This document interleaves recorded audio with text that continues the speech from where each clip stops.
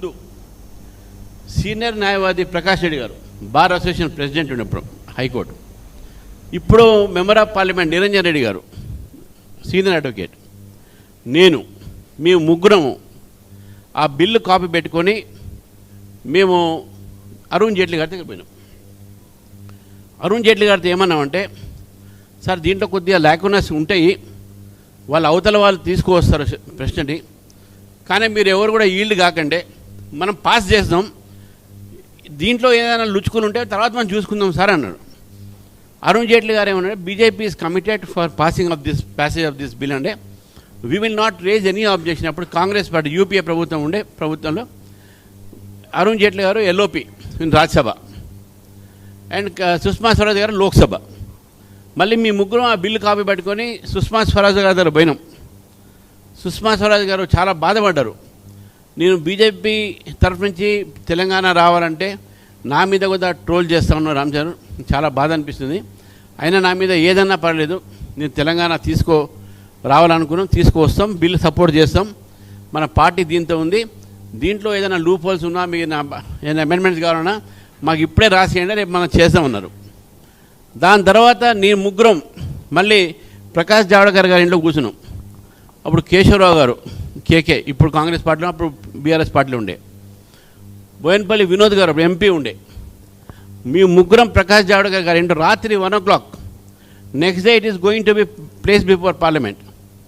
నేను ప్రకాష్ జావడేకర్ మీరు కూర్చొని ఇటు తెలంగాణకు ఆంధ్రాకు ప్రాజెక్ట్స్ ఏంది అవి అన్నీ కూడా నేను మాట్లాడుకొని ఆ రోజు పార్లమెంట్లో మీ అందరం కూడా బీజేపీ సభ్యులందరూ కూడా విప్ ఇచ్చి మీరు రావాలి అని చెప్పి ఆ రోజు ప్రకాష్ రెడ్డి గారు, నిరంజన్ రెడ్డి గారు, నేను ఈ ముగ్గురు కలిసి ఆ బిల్లు వెట్టింగ్ చేసి పార్లమెంట్లో ప్రవేశపెట్టింది భారతీయ జనతా పార్టీగా మేము.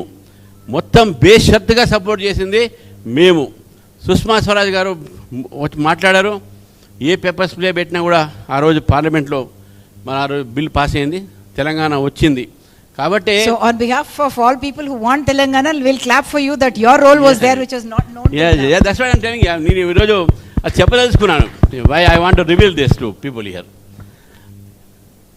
దాని తర్వాత తెలంగాణ తర్వాత వచ్చింది. తెలంగాణ ఎవరు తెచ్చారు, ఏం తెచ్చారు, ఎందుకు తెచ్చారు అది మనము అందరం చర్చించినాం, వచ్చింది, సంతోషపడ్డాం. ఎంతోమంది బలిదానాలు అయినాయి. మామూలుగా రాలేదు తెలంగాణ.